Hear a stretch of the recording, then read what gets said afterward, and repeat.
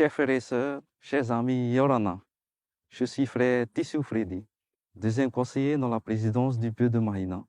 Je m'adresse à vous en ce beau jour de sabbat, au nom des 2500 membres de l'Église de Jésus-Christ des Saints des derniers jours du Pieu de Mahina. Par ailleurs, au cours de l'émission du 24 mai dernier, le président Omeron Emile a évoqué les délimitations du Pieu de Mahina, organisé en paroisse et dirigé par un évêque bénévole.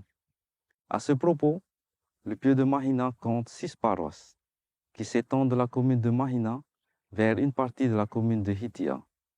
Chaque paroisse porte le nom d'une baie, d'une vallée ou d'un cours d'eau réputé sur la côte est de Tahiti. Elle est dirigée par un évêque bienveillant et 2 conseillers fidèles, avec la collaboration d'un conseil de paroisse.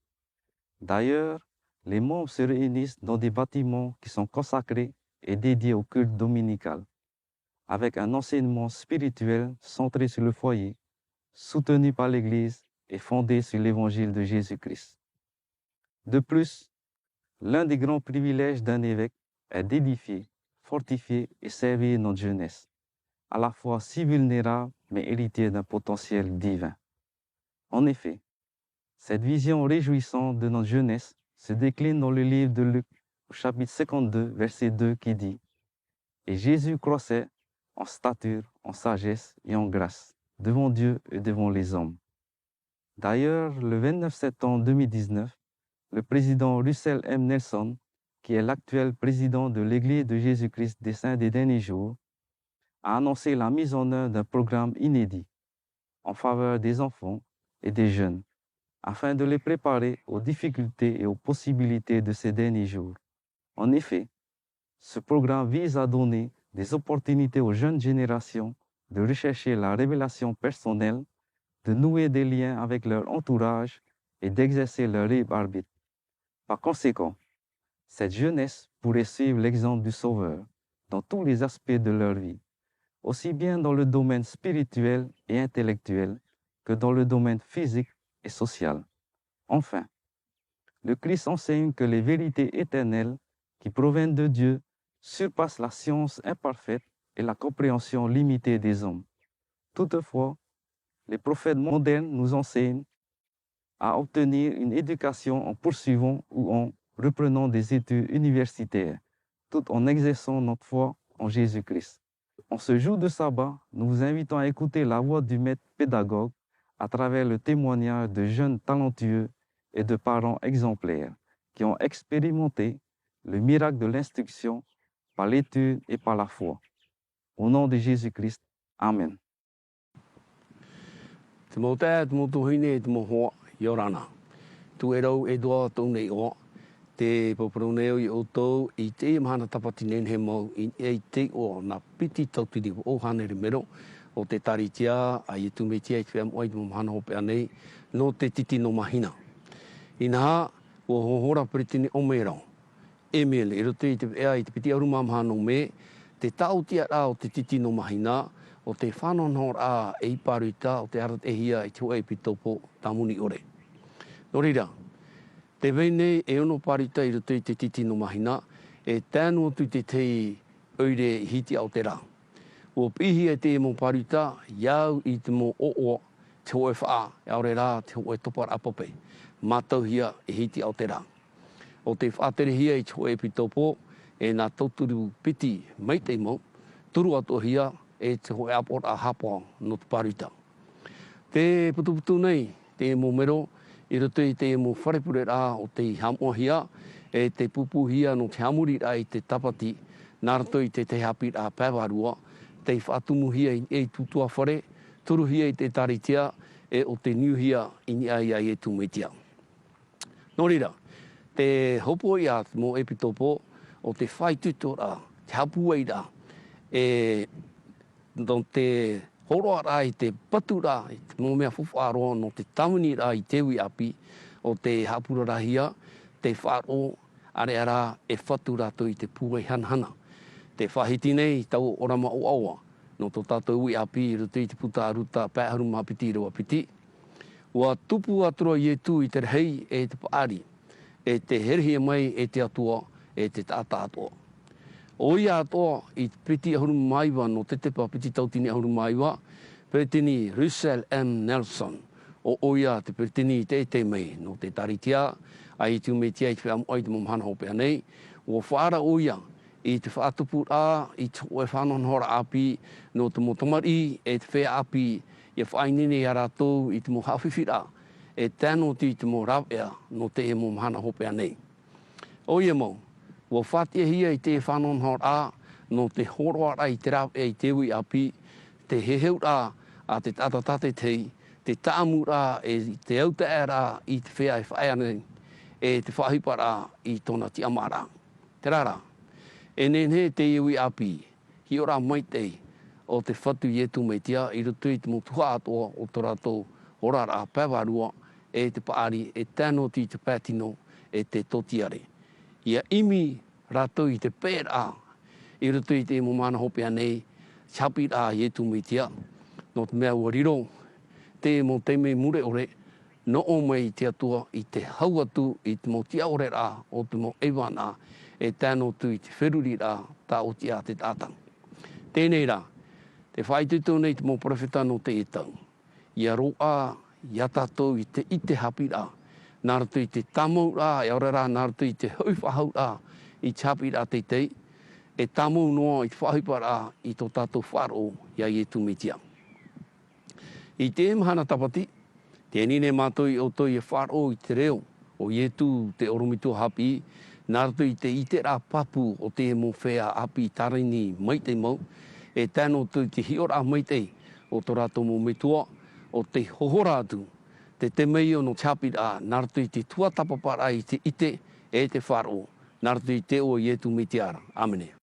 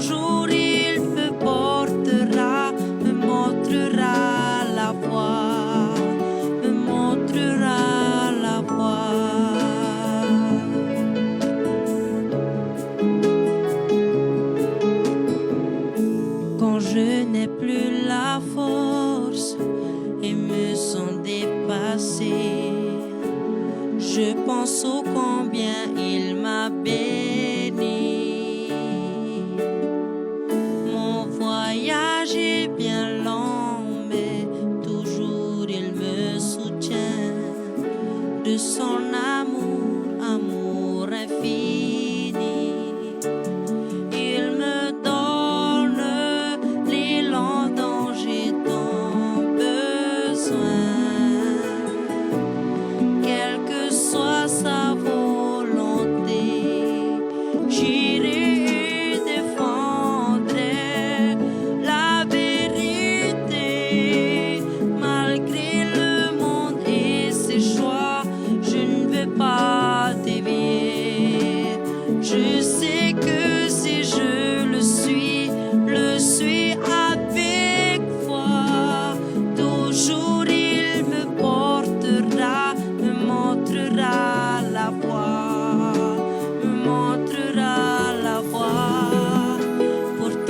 traverser le désert, pour voguer sur l'océan. Là où il m'envoie, je veux suivre son plan. Je veux obéir à sa loi, car je sais qu'il me conduit vers une terre de joie. Hare we fa ite te promo mate puai no a tu te mau fifi hare pa puva ya pe e yo we ana ate farugo e mama te ho poi a fa ite oya ite e ama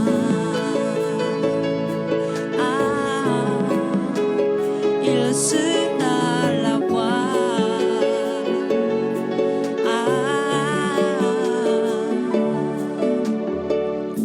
peu importe où je vais, je ne suis jamais seul.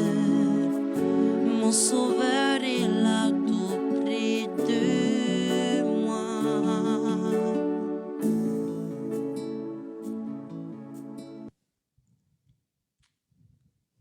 Notre Père Céleste, nous te remercions pour les nombreuses bénédictions et la protection que nous avons reçues cette semaine. Merci pour cette occasion que nous avons de pouvoir partager ton évangile à travers cette émission. Nous te sommes très reconnaissants pour le prophète vivant, Russell M. Nelson, qui nous guide dans ces derniers jours. Merci pour ton esprit et ta force qui nous ont permis de pouvoir surmonter cette crise sanitaire mondiale jusqu'à présent. Père, nous te demandons que nous puissions ressentir la paix et la joie à travers les enseignements et les chants qui nous seront partagés. Nous te prions de bénir tes enfants ici en Polynésie et partout ailleurs. Bénis aussi les dirigeants de ce pays dans les décisions qu'ils prendront pour notre sécurité. Puisses-tu nous aider à devenir des personnes meilleures chaque jour. C'est notre prière que nous t'adressons au nom de ton Fils Jésus-Christ, notre Sauveur. Amen.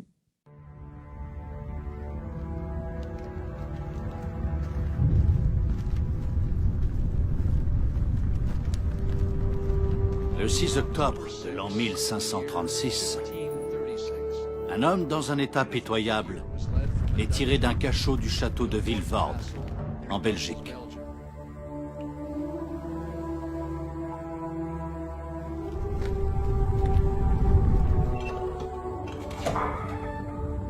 Pendant près d'un an et demi, il est resté en isolement dans une cellule sombre et humide.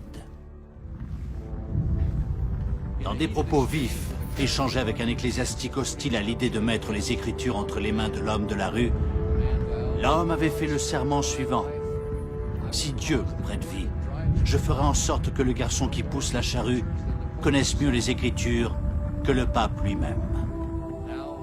Une fois hors de l'enceinte du château, le prisonnier est attaché à un poteau. Il a le temps de prononcer une dernière prière à haute voix. Seigneur, ouvre les yeux du roi d'Angleterre. Puis, on l'étrangla et on brûla son corps. Qui était cet homme et quel était son crime? Il s'appelait William Tyndale et son crime était d'avoir traduit et publié la Bible en anglais. À l'époque de Tyndale, l'ignorance des Écritures était grande parce que les gens n'avaient pas accès à la Bible. Aujourd'hui, la Bible ainsi que d'autres Écritures sont à portée de main. Et pourtant, l'ignorance des Écritures s'accroît.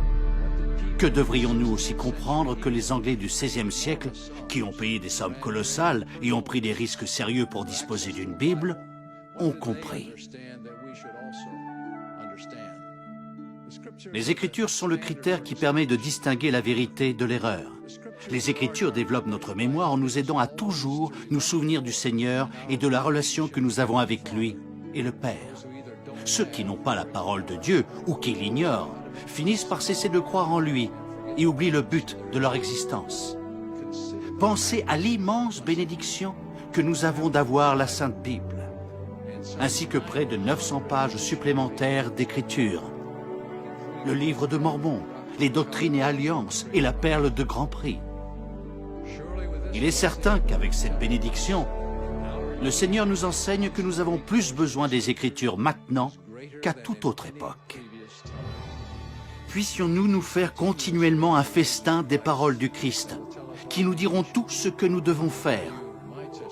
Je vous rends témoignage du Père et du Fils comme ils sont révélés dans les Saintes Écritures. Je suis née de bons parents et je suis originaire de Mahina.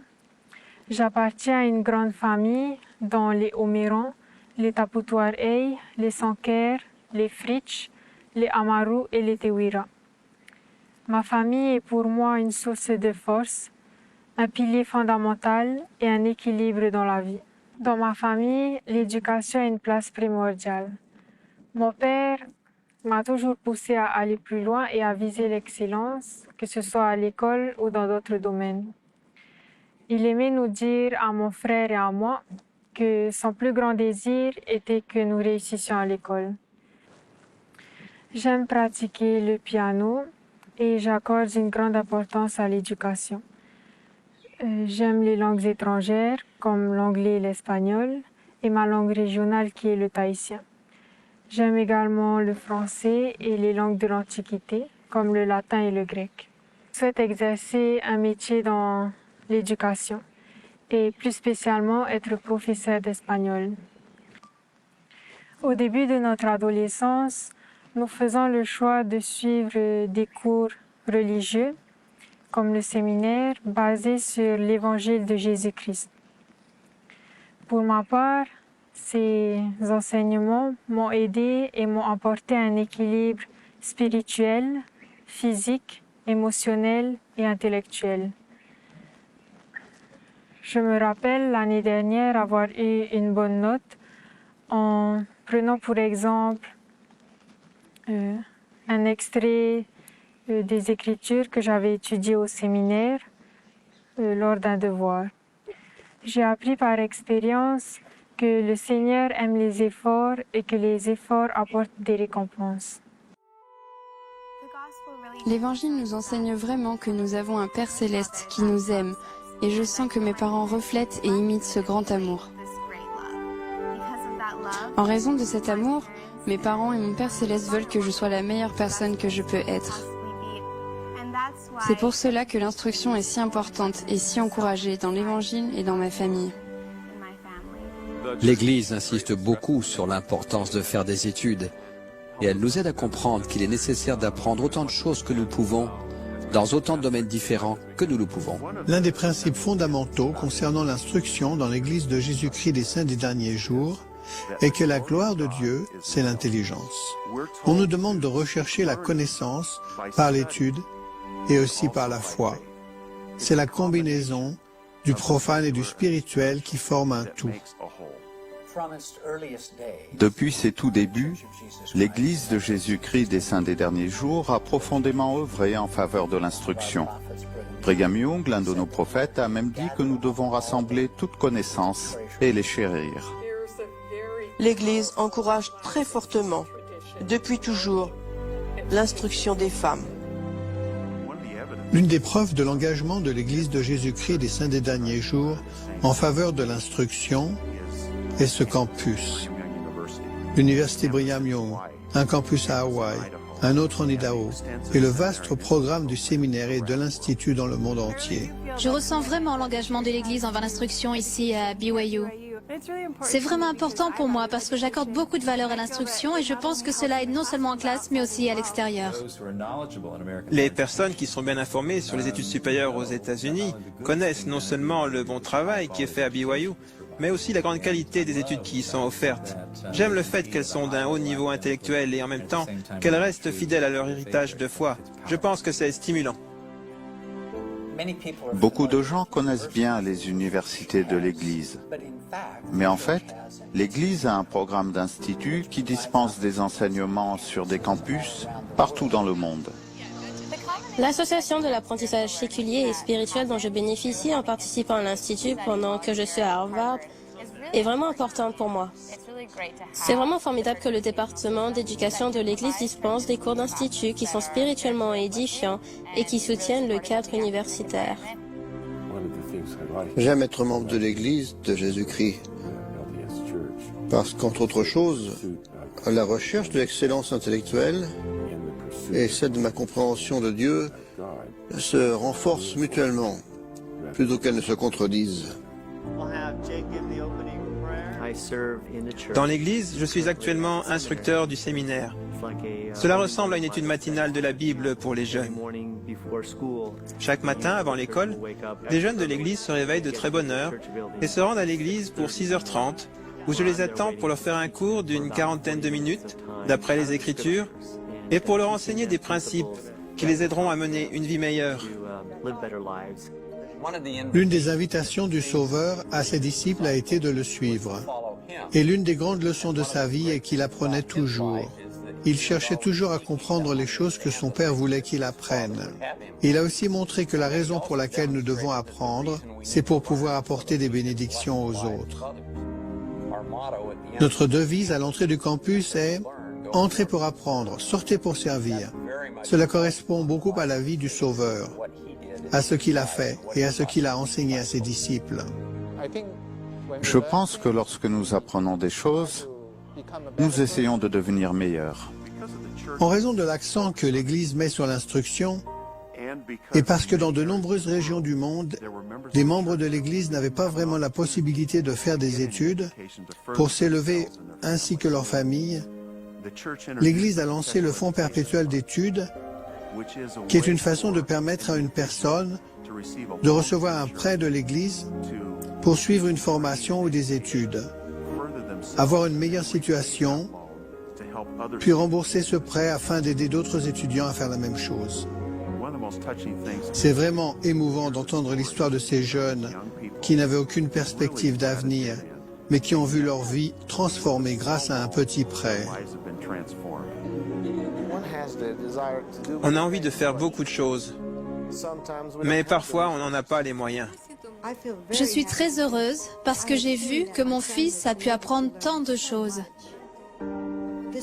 Ce programme l'a aidé à étudier et à trouver un emploi.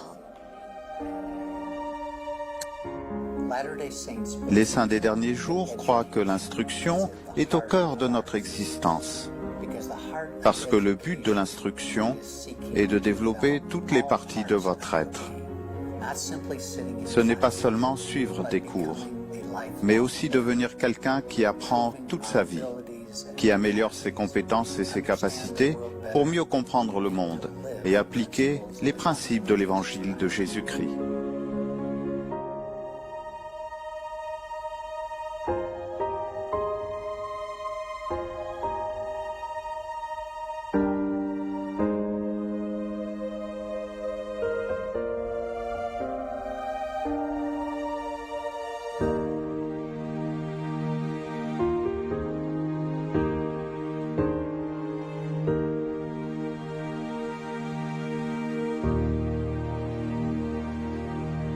Bonjour, je m'appelle Heima, je suis originaire de Mahina et je suis née de bons parents. Je suis actuellement étudiante à l'université de Brigham Young à Hawaï où j'étudie les mathématiques afin de me diriger dans le domaine de l'aviation pour devenir aiguilleur du ciel. J'effectue une formation pluridisciplinaire spécialisée dans les mathématiques avec comme matière optionnelle l'entrepreneuriat et les langues. À travers l'exemple de mes parents, c'est ce qui m'a permis de vouloir continuer dans des études supérieures. Et une chose que ma mère m'a toujours dit depuis que je suis petite, c'est de ne jamais abandonner ses rêves, de toujours se fixer des objectifs et d'aller le plus loin possible. À travers mes expériences de voyage, j'ai développé une passion pour l'aviation et c'est ce qui m'a poussée à me focaliser dans ce domaine-là. Et étant donné que j'ai toujours aimé le ciel, les avions, lorsque j'ai eu des défis dans ma vie, je me suis tournée vers le ciel. En priant, en méditant, j'ai pu ressentir des sentiments d'espérance, de joie et surtout de se tourner vers l'avenir avec foi que tout ira bien. Je suis convaincue que si nous étudions de toutes nos forces comme si tout dépendait de nous, et que nous prions comme si tout dépendait du Seigneur, notre Père Céleste ajoutera sa puissance à nos efforts.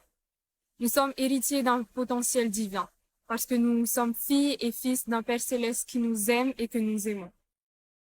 À l'école et à l'église, il y avait des instructeurs qui m'incitaient à toujours me fixer des objectifs élevés. Je me souviens encore de l'enseignement d'un jeune missionnaire américain qui avait enseigné ce principe tiré des Écritures. Il a dit « Si Dieu est pour vous, qui peut être contre vous ?» C'est quelque chose qui m'avait frappé avec une grande force. Je me suis dit « Si c'est vrai, pourquoi devrais-je craindre ?» Alors, je l'ai cru et j'ai fait confiance à Dieu. Pendant un temps, j'ai été en apprentissage. L'un de mes professeurs m'a poussé à viser plus haut et à suivre des cours du soir pour étudier l'ingénierie mécanique. Cela a requis beaucoup de travail supplémentaire, mais m'a permis de découvrir ma grande passion pour l'aviation. Cela a été pour moi un choc d'apprendre que pour devenir pilote, je devais connaître l'anglais. Mais je voulais devenir pilote.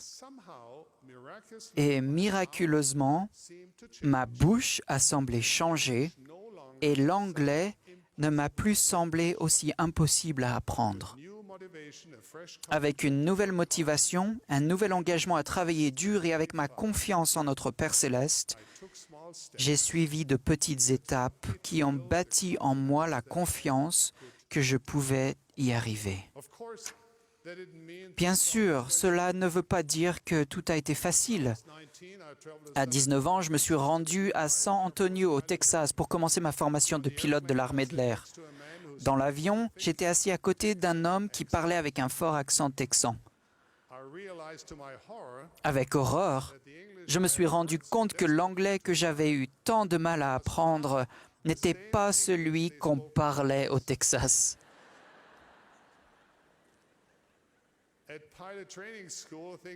À l'école de formation des pilotes, ce n'était pas facile non plus. C'était un programme extrêmement compétitif, chacun visant la meilleure place à l'issue de la formation. J'ai su dès le début que j'étais désavantagé, car l'anglais était la langue maternelle de la plupart de mes camarades de classe. Mes instructeurs de vol me mettaient en garde contre un autre désavantage possible, le temps important que je passais à l'église. Les membres locaux m'avaient accueilli dans leur branche et dans leur foyer, et nous avions même bâti une église à Big Spring ensemble. Mes instructeurs de vol se demandaient si de telles activités n'allaient pas réduire mes chances de figurer dans les meilleures places. Je ne le pensais pas. Alors j'ai fait confiance à Dieu et j'ai fait de mon mieux. Finalement, j'ai appris l'anglais, même si j'y travaille encore aujourd'hui. J'ai terminé ma formation de pilote et j'ai fini premier de ma classe. Je suis devenu pilote de chasse et plus tard pilote de ligne. Et la belle fille aux yeux marrons de mes rêves, elle est ici même avec moi. À présent, voilà ce que j'aimerais que vous reteniez de ce moment passé ensemble ce soir. Premièrement, sachez que les réponses que Dieu vous donne peuvent prendre un peu de temps et venir d'une façon inattendue. Mais toutes les réponses de Dieu ont une valeur éternelle. Elles valent la peine qu'on les attende. Deuxièmement, faites preuve d'un peu de foi. Tournez votre cœur vers Dieu. Sachez que vous êtes important pour Dieu. Et soyez sûr qu'il peut faire de vous une personne bien meilleure que ce que vous pourriez devenir seul. Apprenez du Seigneur, aimez-le, croyez en lui, parlez avec lui, écoutez sa voix.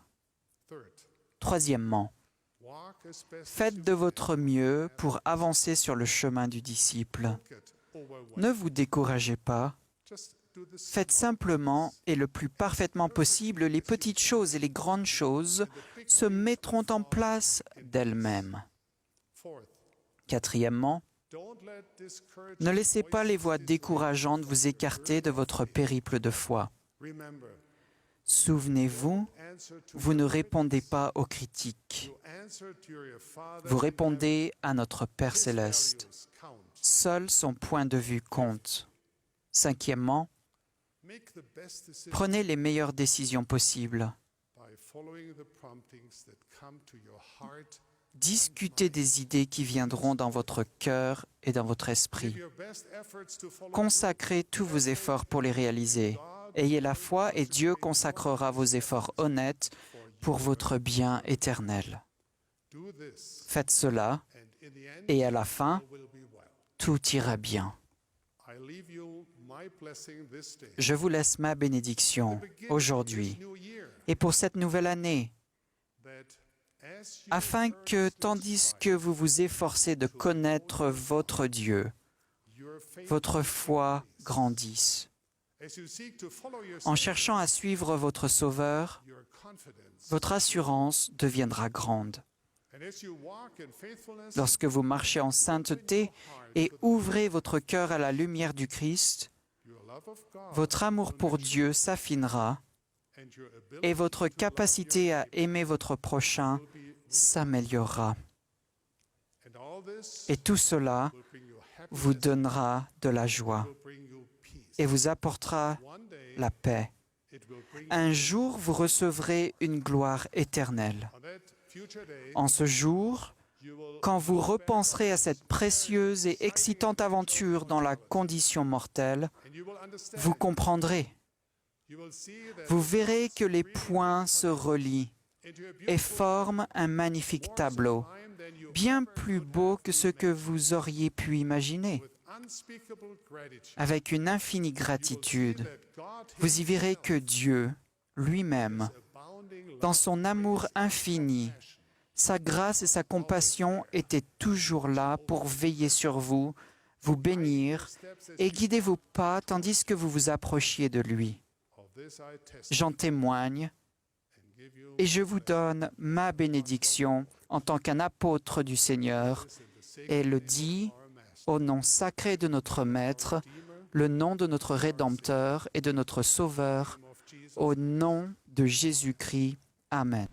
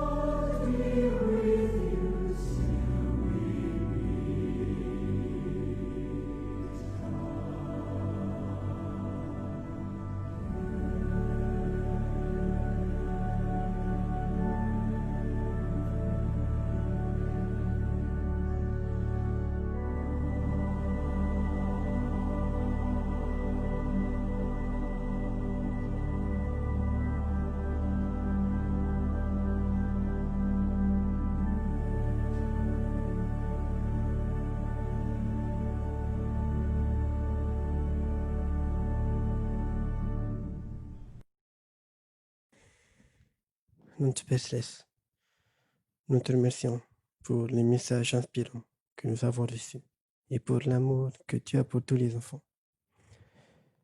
Nous sommes reconnaissants pour ton évangile et pour le sacrifice expiatoire de ton Fils Jésus-Christ, qui nous permet de devenir de meilleurs enfants, de meilleurs parents et de meilleurs disciples de Christ. Nous te demandons de nous bénir dans les nombreux défis que nous avons à relever, le plan familial, le plan personnel et professionnel. Nous te demandons pardon pour nos erreurs et nos imperfections, et c'est la prière que nous te laissons en te disant que nous t'aimons. Au nom de Jésus-Christ. Amen.